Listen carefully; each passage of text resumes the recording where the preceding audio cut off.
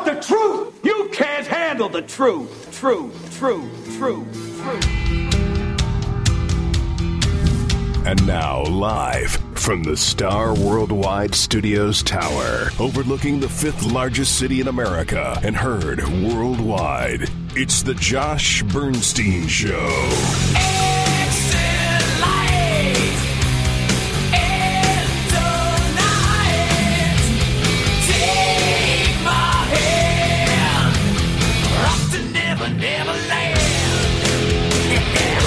Liberal hypocrisy and leftist lunacy exposed and dismantled with intellect and facts.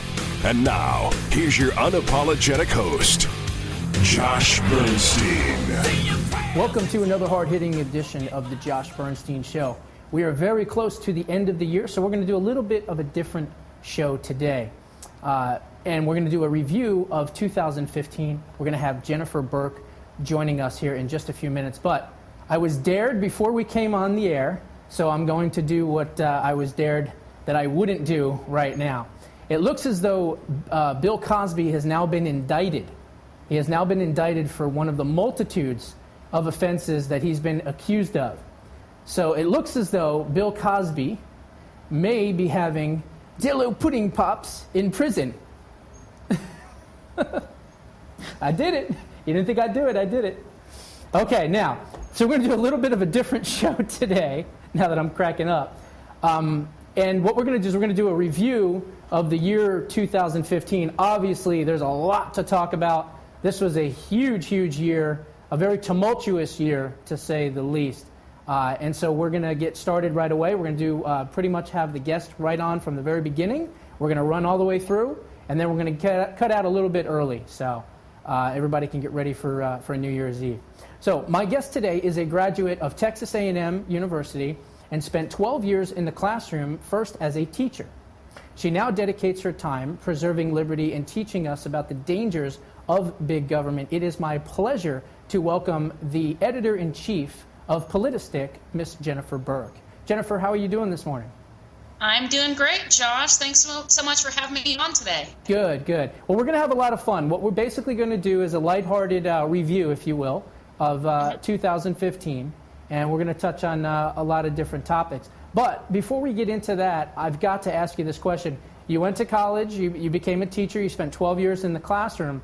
Was there a seminal moment in your life that all of a sudden made you switch careers and get into politics? Was there something that happened that you said, I can't sit back idle anymore and I've got to change career paths? Well, you know, there was actually a break in time. What made me leave the classroom was my stepkids were very active. My stepsons were very active in sports, and with the 3 kids in school, there needed to be someone available, to them almost at all times because life was really chaotic. So I left the classroom after my stepdaughter graduated from high school, and went on to college because the boys were so busy.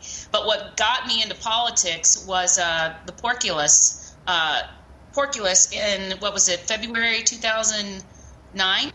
Mm-hmm. But I was kind of active before that in 2008. Gotcha. So I left the classroom in 2006. Okay. Any regrets? The only regret I have is the impact that I know I had on kids. It makes me feel great when my former 5th grade students, some of the last kids that I taught, who are now, a few of them entering the classroom themselves, comment on my political posts, like my political post. It makes me feel really good because, there are far too few conservative teachers, and I really wasn't aware of my politics when I was in the classroom. Mm-hmm. But my husband, Matthew, who you all know, told me that based upon how I ran my classroom, he knew I was a conservative because of the expectations I had of my kids. So that's the regret. I miss the relationship that you build with students, and there are far too few teachers who don't accept excuses, who let kids just slide by. Right. And we can see what that has done to this country. So I could go on and on about that. And I'm we all very know about passionate the about indoctrination of our, school children in these schools, these public schools, and the public education system in general with Common Core and everything else. So it's unfortunate that you're not there, riding the ship, so to speak, for these kids. But on the other side, you are helping many, many more people by getting the word out about big government and the dangers of putting people in a position in which they are dependent on the government. So I thank you for that. Let's get right into what we're going to talk about. So we're talking about 2015. It's been a banner year, to say the least. Yes, it let's has. talk about the fall of the establishment. You've got John Boehner, you've got McCarthy, you've got Jeb Bush. These were supposed to be leaders of the so-called Republican establishment and leaders of the House and everything else. They are basically, as far as I'm concerned, complete traitors in every sense of the word. Everything that they've done, they haven't been there to protect us, the taxpayers, the Constitution, the base, the conservative principles, what we've been founded on, all of those things. And then we have the rise of the political outsiders with Donald Trump, Ted Cruz, and Ben Carson. What are your thoughts on that as far as the fall? Let's talk about the fall first of the establishment. The establishment, they really did show in 2015 just how stupid they are. They truly did. I mean, they had their conservative base, lots of Tea Party members, that helped catapult them into power in 2012 and 2014. And what did they do? They continued to thumb their nose at them and acted like they did not even matter. And so that's why you started to see revolt. The base said to themselves and each other, we're tired of this. There needs to be a change. They showed us there needed to be a change. And so you saw this big revolt and desire to get Boehner out. And then that happened. No one saw this coming.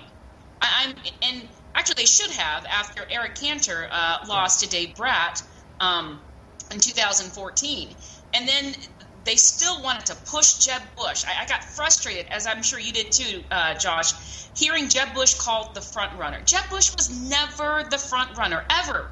The base does not want Jeb Bush. They don't want another Bush. They don't want a Bush-Clinton run against each other. And for the first time, the base and the true conservatives in Congress were able to oust out of power establishment types. And then Kevin McCarthy, shot himself in the foot by going on. I mean, how many times have we seen, remember Benghazi, we want answers from Benghazi. They keep stonewalling about Benghazi. And when he stupidly said, well, look, we made Hillary's poll numbers go down, it was never about politics. It was about answers and justice for those 4 men who died. Right. Then he was ousted. Thank goodness. Of course, we have Paul Ryan, who's no better. But the Republican establishment really needs to wake up. The fact that Jeb Bush, the darling of the party, the $100 million 3% man, can't seem to do anything right. His commercials are lackluster. Every time he speaks, he goes down in the polls.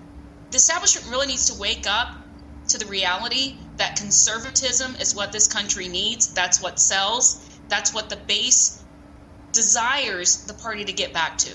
You're absolutely correct. And look, I was one of the leading forces out there trying to remove John Boehner. I've done a couple of major campaigns to get rid of him. I had Operation Remove Speaker Boehner, and then I had Operation Balls to Impeach, which is basically I had the people that watch my show send John Boehner some balls, ping pong balls, golf balls. It didn't matter what it was as long as there was 2 of them.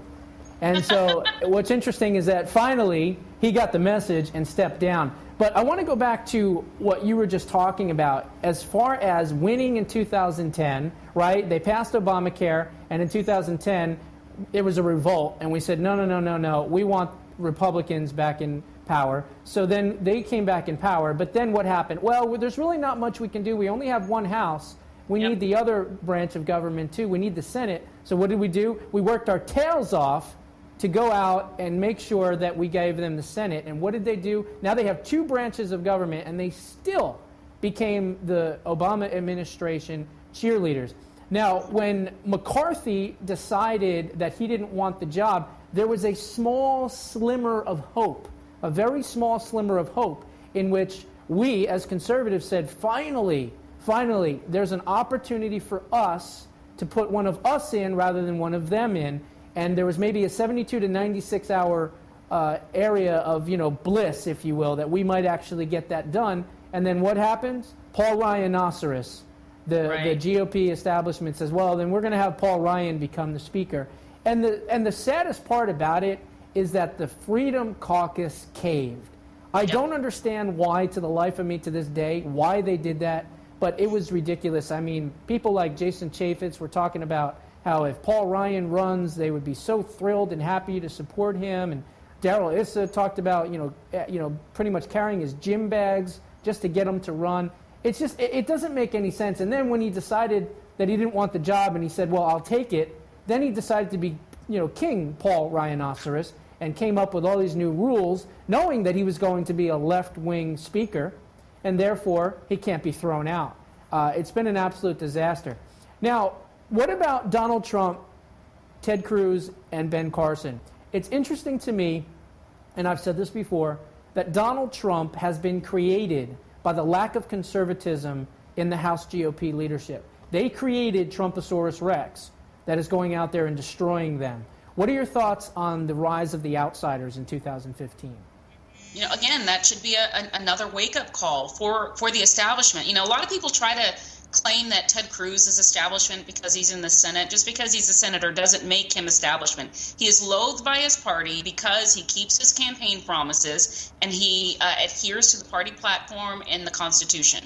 Things that far too many people in the GOP fail to do. I mean, the lies that they told in order to have the base help them get the House and the Senate, and then Paul Ryan's lies to get support behind him as Speaker, just shows they don't like people who tell the truth. And the base is tired of people not standing up to the Democrats. And the Republicans showed how true that is with this omnibus bill that they passed. I mean, no wonder people like Donald Trump and Ted Cruz and Carson, for a while, he slipped quite a bit in the polls. And in part, I think his people said that he wasn't that great on foreign policy. You can't have your own people say that kind of thing to the media and then expect that there's not going to be a result of that statement. But people are desirous of the truth. We are tired of being lied to. And we are tired of the Republicans seeing themselves as Democrat Party number 2. Their actions with the omnibus bill, Chuck Schumer even said, we got more with this omnibus bill than we could have ever dreamed of. They gave them more than they ever got with Nancy Pelosi as the House Speaker. So that is what has contributed to the rise of Cruz and Trump. They tell it like it is. One in a suave, sophisticated way in Cruz, and Donald Trump just brash and boisterous. Mm-hmm. But they both are not afraid to call out the party and to tell the truth. And isn't it sad, Josh, that's refreshing to people to hear a politician tell the truth? I've heard pundits say on air that people expect their politicians to lie to them. No, they don't. They want truth and honesty. When it comes to what is actually going on. That's an excellent point, because I've heard that as well. Well, people just expect them to lie because they're all politicians. Well, we're tired of that, as you pointed out, and Donald Trump, again, is proof of that, and Ted Cruz. Personally, I'd like to see the two of them team up on one ticket. I think it would be dynamic for a lot of reasons. I've said this in the past. I'll say it again. Donald Trump, to me, is not a through-and-through conservative. He's an independent businessman with enough conservative leanings to be passable. Ted Cruz, on the other hand, is a bona fide reformer, authentic conservative. So the two of them together on the same ticket, first of all, I think if Donald was at the front of that ticket, he would only run for one term because he doesn't want to run for more than one term anyway. So then you have Ted right there to back up the next 4 years, and who knows, maybe even 8 after that. And what I like about that is the fact that Ted knows inside of Washington, and he can be there to make sure that when Donald veers off to the left, he can then pull him back to the right. Those are just kind of my thoughts on that. But, we'll see what happens. I mean, we've got Iowa less than 30 days away, or right around 30 days away. So we'll see what happens. Let's talk about something else that's been a major, major issue in 2015. It's been an issue for years and years and years, but really, I think, has ramped up. And that is the rise of terrorism, not just here at home, but all around the entire world. In particular, ISIS, the rise of ISIS. You've got domestic terrorism. We had the Garland, Texas shooting. We had the Oregon school shooting. We had the San Bernardino shooting that just took place. We've got the war in Syria. We've got this horrific, absolutely stupid and horrific deal with Iran, the rise of Putin. So there's a lot to talk about there in terrorism in general. Have you ever seen the American people this afraid, this nervous, and this scared about their own security? No, I mean, I haven't. Actually, I was just telling my husband Matthew the other day, remember back in the 70s with the fear of a nuclear war? I remember that. I remember I was young. I was, below the age of 10. But I remember that fear of nuclear war. And I wasn't political at all because, I was little. But Jimmy Carter was in office. But then after Ronald Reagan took over, there was not that intense fear. Mm-hmm. But in the 7.5 years or 7 years, however long it's been, of Obama being president, there's this lack of trust in Obama keeping this country safe. And he's shown all the signs that it really is not that important to him. I mean, when you start dismantling the military, when you take the Army down to the lowest level since 1942, when you describe Islamic terrorists, a name that you can't even say, as a JV team and just brush them off as insignificant, inconsequential as they are making their rise, and then you resort to hashtag diplomacy, doing hashtags on Twitter to try to show that you mean business or whatever, you're not serious about keeping this country safe. So there's a good reason the American people are concerned. We have the Syrian refugee resettlement program, potential infiltration with Islamic terrorists. ISIS has already said they're going to take advantage of the program. Obama is adamant about still continuing on. While we were concerned about 10,000 possibly being brought in here, we then learned that 100,000 are already here, right, with a system that, they can't vet these refugees. There's so many things that we should really be concerned about with this country, and that includes the southern border, which Obama also refuses to do anything about, even though they've already caught Syrian refugees trying to cross over that border. So Obama's not serious about keeping this country safe, and God willing, we'll have a president for 2016 that is. Absolutely. And, getting back to what you were just saying about Barack Obama's lackadaisical, afterthoughts, if you will, on ISIS and terrorism in general and calling them the JV team and everything else, this guy's so out of tune and so out of touch that after the worst terrorist attack that Paris has ever had since after Charlie Hebdo, this last terrorist attack, and then we had 14 Americans, one of which I knew, Nicholas Thalassinos, getting murdered in San Bernardino. He jets off to the COP21 climate change. He actually goes out there and says that climate change is the biggest geopolitical terroristic threat, if you will, that America faces.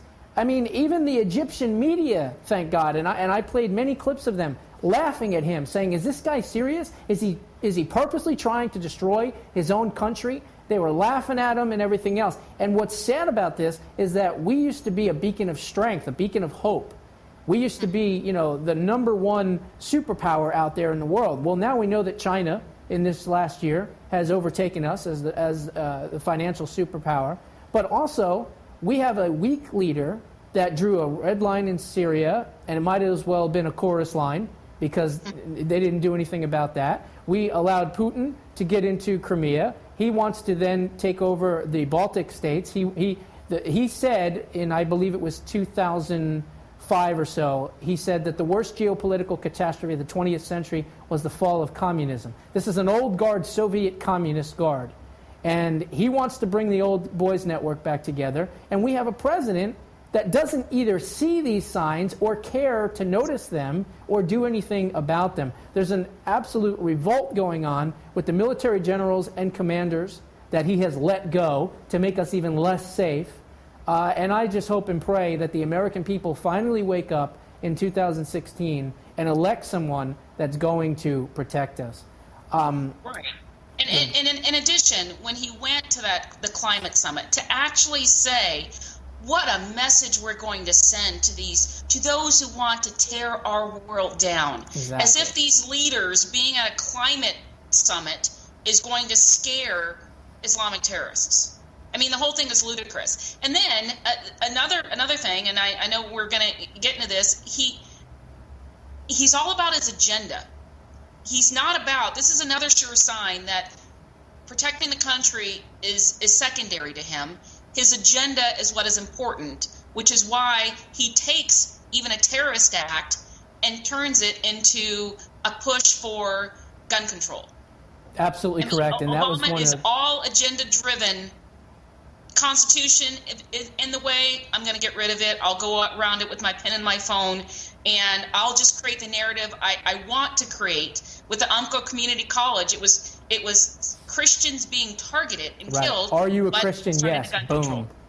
Absolutely.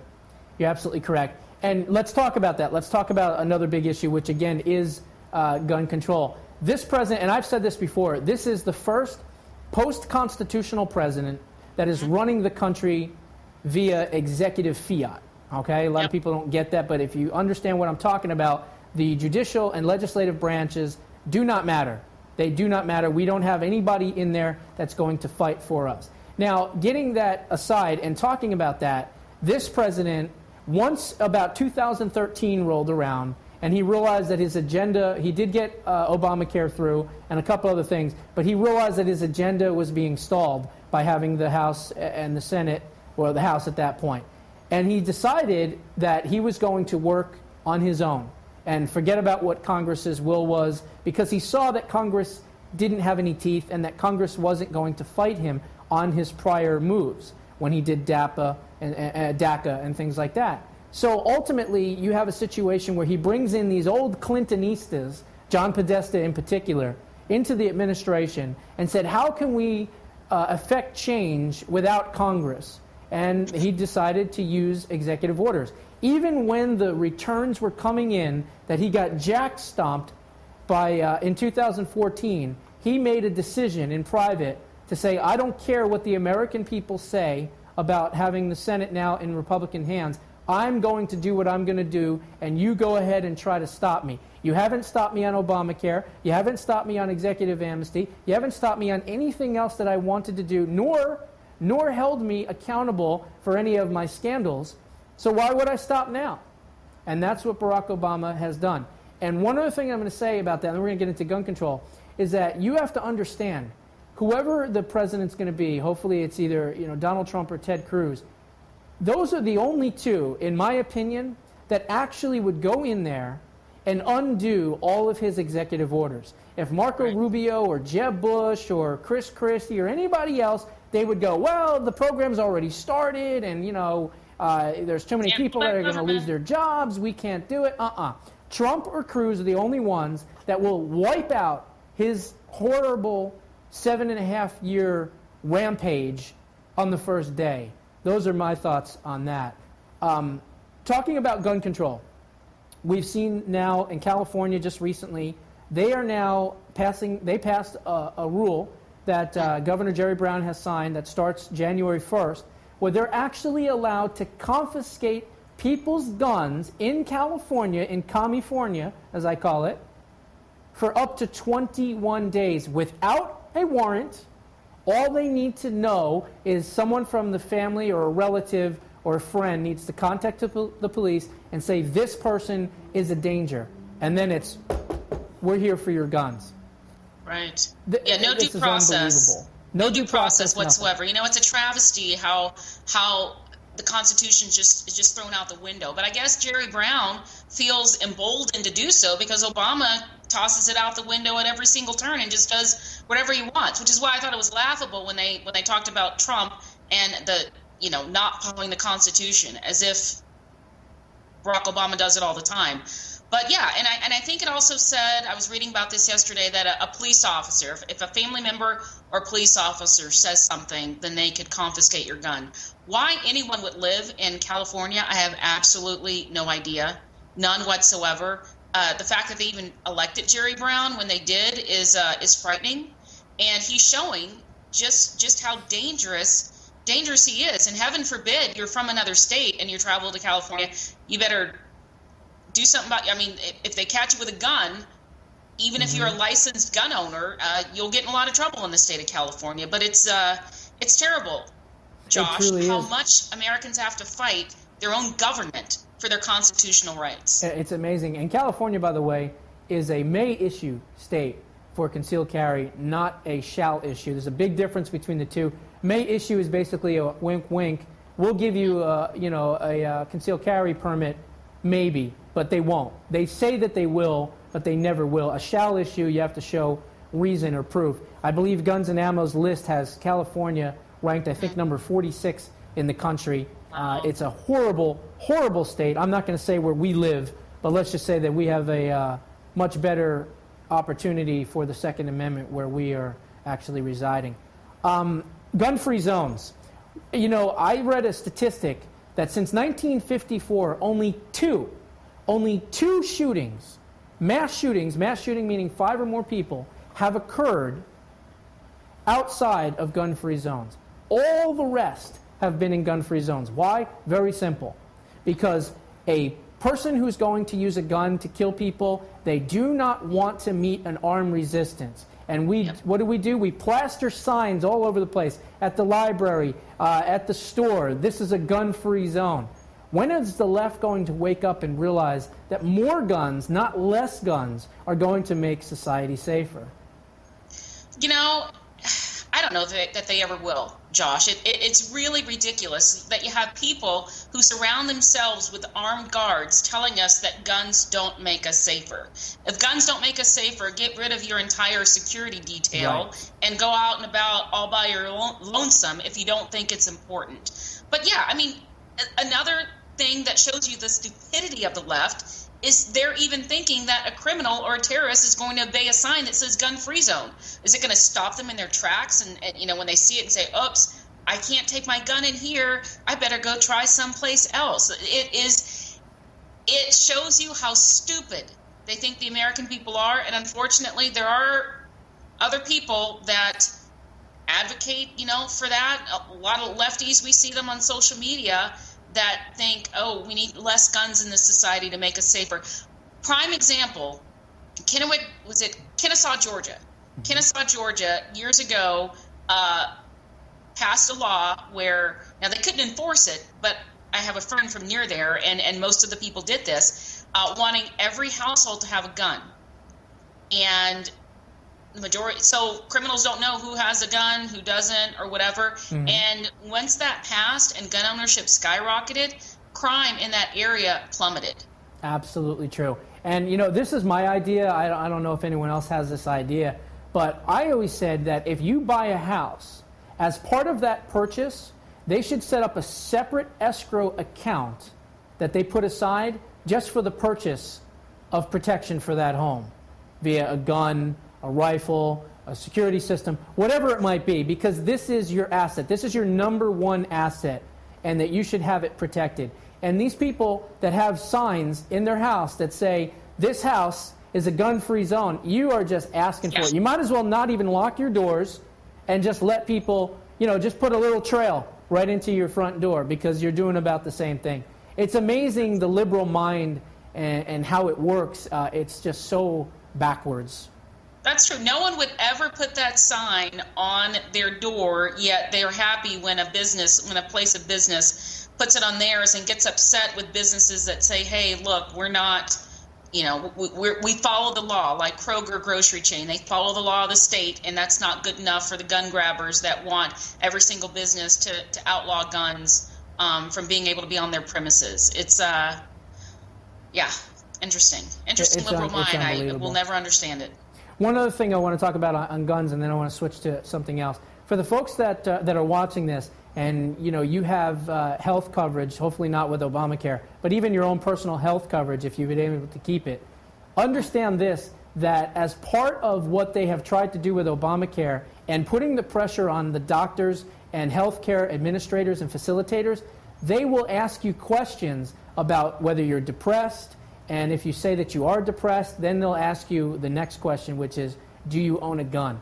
Understand that that is a backdoor way for you to be put on a list of people that eventually could have your guns confiscated. So be very careful when you're talking to your doctors and they ask you a question like that. Do not answer that question.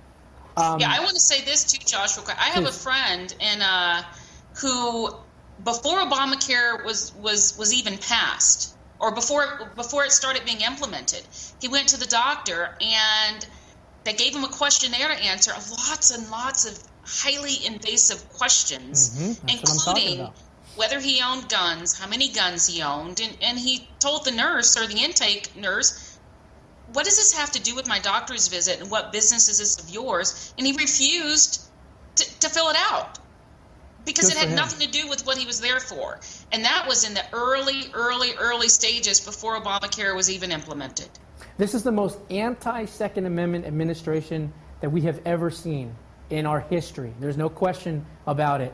And the only thing keeping this administration from, I believe, truly controlling every single aspect of our lives is the fact that we have a Second Amendment. And we cannot relinquish the Second Amendment under any circumstances ever. They even try to come after all of our guns. That'll be the start of the revolution, I can guarantee it. Let's talk about the rise of the anti-white, anti-police black militant group, Black Lives Matter. This is a despicable, abhorrent organization.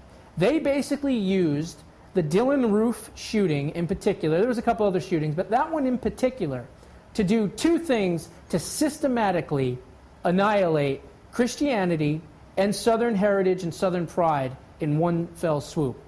Yep. Rahm Emanuel said, never let a good crisis go to waste. Well, we had this crazy white kid that goes to a church and shoots up the church and kills 9 black people. So what happened from that immediately? Let's destroy Southern heritage and Southern pride.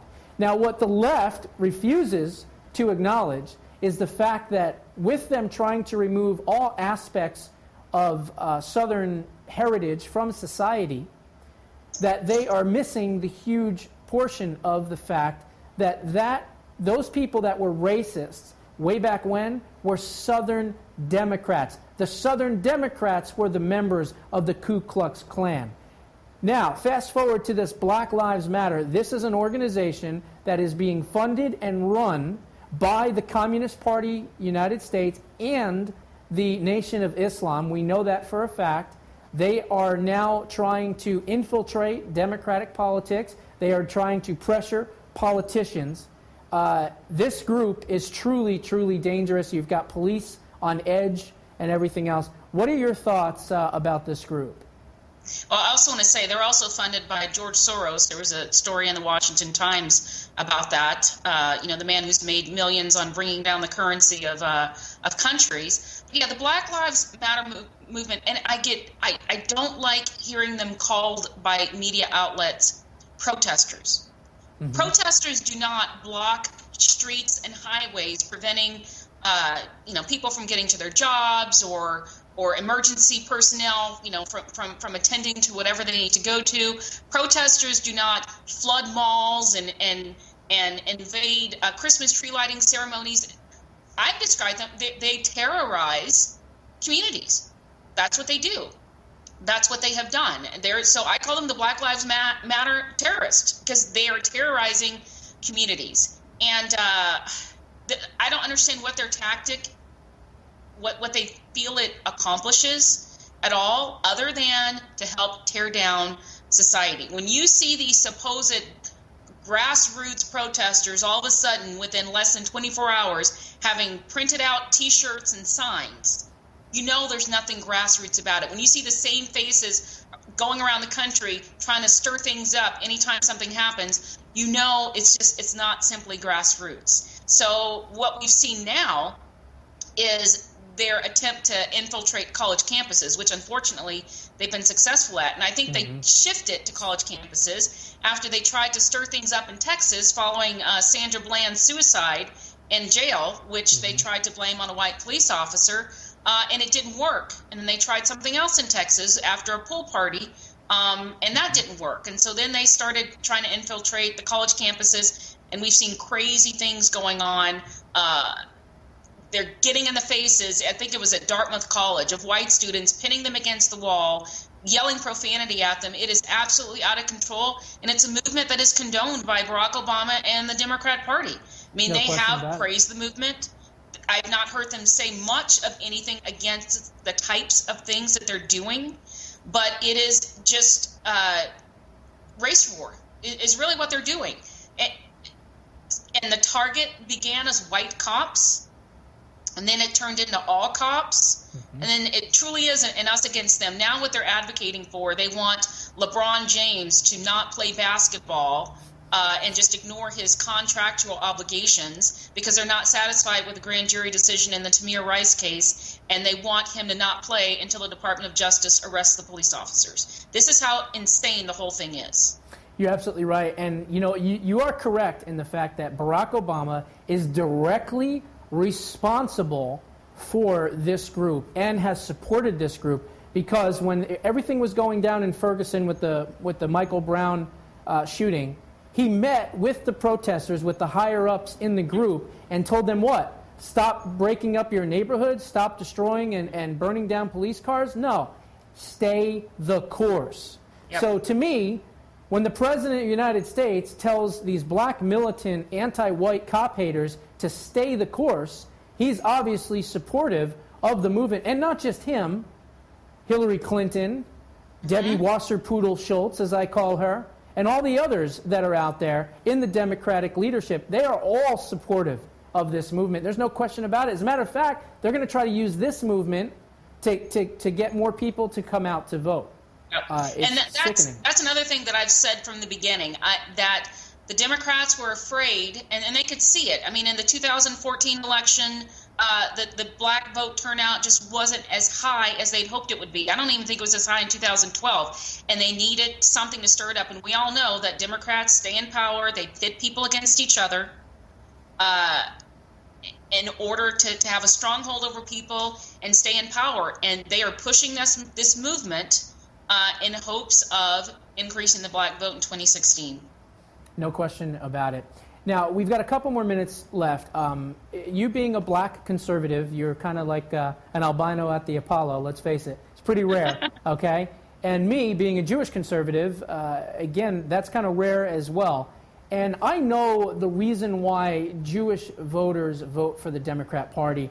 It has to do with something called Tikkun Olam, which means to heal the world. And so what that basically means is that Jewish guilt is one of the main reasons why Jewish liberals go out and support, Democratic, campaigns and Democratic politicians, because of the fact that the Jews are known as the chosen people. Therefore, they're typically more wealthy, they're typically more well-off, more educated, and they feel an internal guilt about that. So what they do is they project that guilt by then voting for the disenfranchised or the less fortunate in society. But what ends up happening is that those people it becomes a suicide vote, because typically those folks are the most anti-Semitic, or the people that hate Jews the most.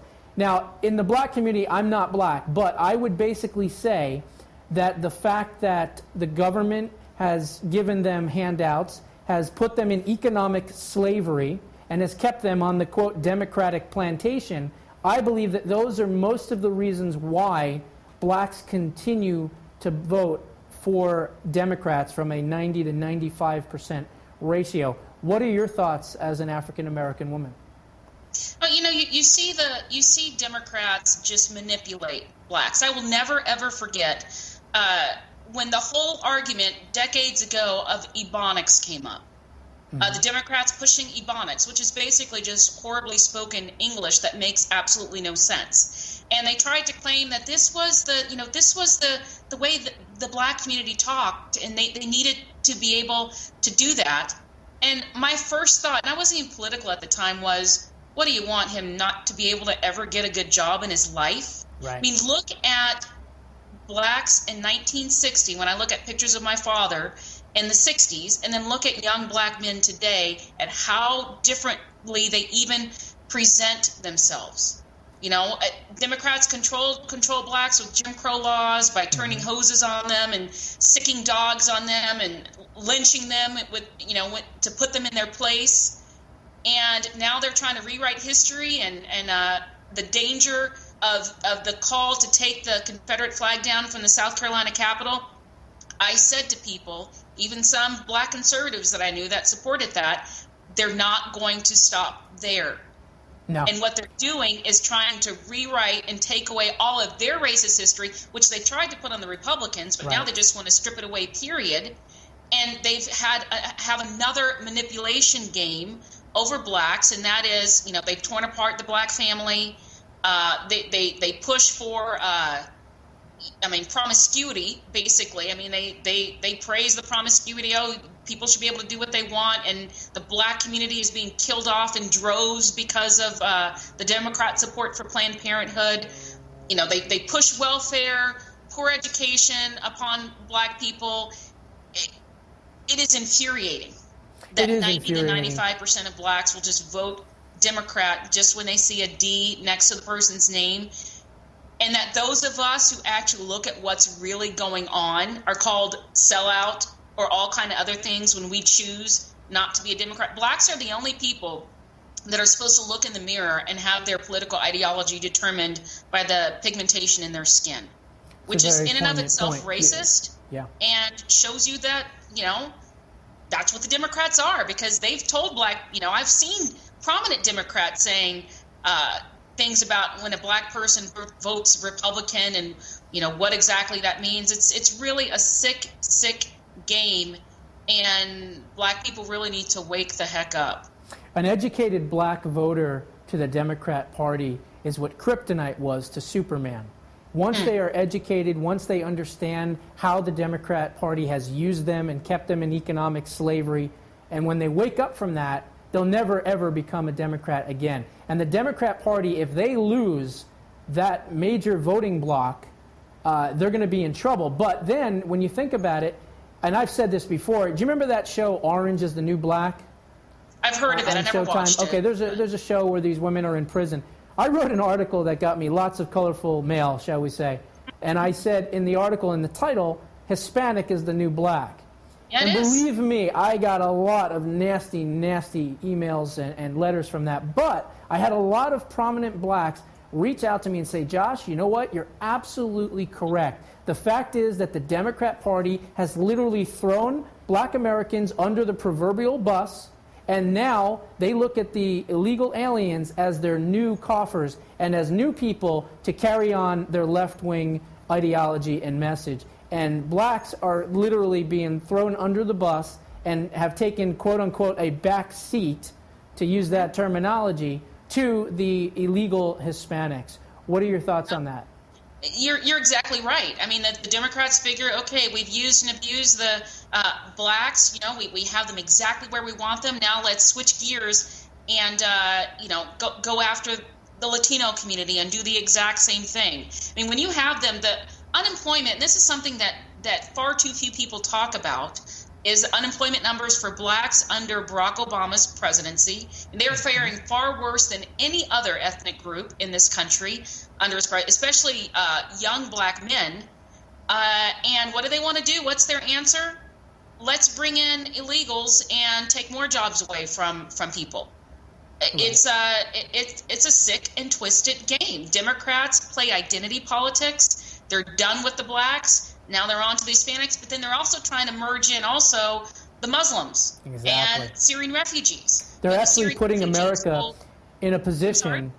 No, they're putting America in a position to choose the lesser of two evils. They're saying, okay, we're going to flood the country with Hispanics, or we're going to flood the country with Muslims. Pick your poison, basically, is what they're doing. They're getting us to succumb to taking one of those demographics into America. And again, I believe it is the largest Trojan horse of the 21st century, these quote-unquote Syrian refugees. I'm not a big fan of Marco Rubio, but he's absolutely correct when he says you could have 10,000 of these people, but if one out of those 10,000 is an ISIS terrorist, then it spoils the whole bunch. I believe that we can't vet them. We should not have them. We should set up safe havens and safe zones in other countries, refugee camps, if you will, in other countries. Let them go there, clear out the rat's nest, bomb ISIS, get rid of everybody.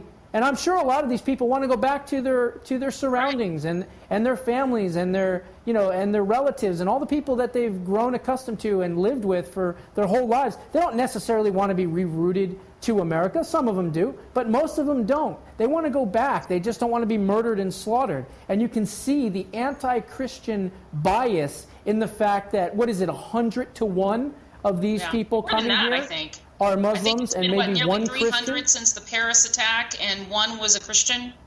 Exactly. It's so sickening. We are just about out of time. One thing that I want to touch on is, what do you see for 2016? We've heard on the news and in the media and on the Drudge Report that people are very scared, they're very nervous. Worldwide, not just here in America, but worldwide, terrorism has gotten everybody nervous and upset and on edge, if you will. What do you foresee for the future in 2016, not necessarily for the global world, but for here in America? Well, I see more Americans doing preparation of their own of various types. I mean, we've seen gun ownership increase. I think you'll see a lot more people prepping, making sure they have food, water, generators, whatever, and that ties into lack of faith and trust in government right now for keeping this country safe. I see more Americans actually tuning into the political process. We've seen record numbers, especially at Republican debates, but even the Democrat debates, even though the turnout hasn't been as large, the ratings have given CNN some of their highest ratings ever. But with these terrorist attacks that have happened, I see more people tuning in to see exactly what these presidential candidates have to say and what they think, especially when it comes to national security and terrorism. Barack Obama still tries to say that climate change, as you said earlier, Josh, is the most important thing and the biggest thing that we're facing that we should fear, and the American public simply does not agree with him. And I think the more he and his people go on TV and say that, the more people that he will have wake up to figure out what's going on. And additionally, with school still in session, Common Core has woken up an entirely new population of formerly ignorant, if you will, political voters, people who just really weren't paying attention, and they weren't even necessarily paying attention with Obamacare, but now that it's touching their schools and their children, and they're looking at what's going on and nothing makes sense, people are really, really taking notice. And we've seen it, parents releasing school assignments to reporters, because they're quite concerned. I see the electorate really, really waking up, and I hope that, they don't fall for the, I hope all the signs that they are not going to fall for the let's make history again, like they did with Barack Obama, that they instead choose someone that's going to really get this country back on track and not take it to a dark, dark place of socialism or worse that our founders never intended. Amen. Excellent statement there. Before we go, is there anything else that you're working on? Anything else you want to talk about? Anything else you want to plug? Well, I hope your viewers can tune in to us at politistic.com. They can find us online at politistic, POLITI, stick.com, and on Facebook at facebook.com/politistic.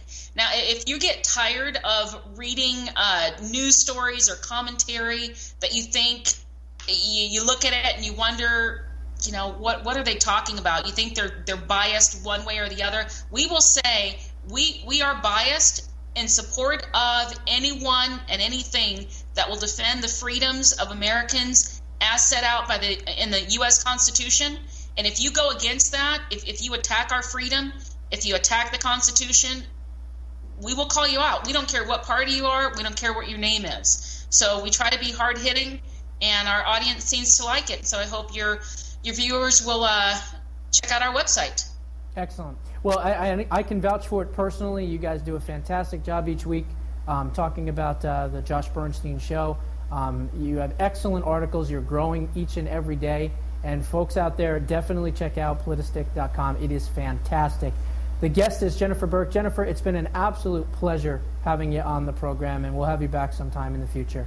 And Happy New Year to you. Thanks, Josh. Happy New Year. Okay, God bless. All right, folks, we are just about out of time. Wow, Jennifer is very, very smart, very articulate. She's a great patriot. Please, everyone, check out Politistick.com. Again, Politistick.com. I want to wish everybody a happy, healthy, and prosperous new year. 2016 has got to be a hell of a lot better than 2015. Let's hope and pray that the American people are smart, they realize what's going on, and we elect somebody in 2016 that's going to represent America and our values. That's all I got. Be back in the new year. Until then, God bless. Thank you for joining the Josh Bernstein Show. Unabashed, unafraid, and unapologetic. Holding America to a higher standard. For more information on the Josh Bernstein Show or to connect with Josh, just go to StarWorldWideNetworks.com.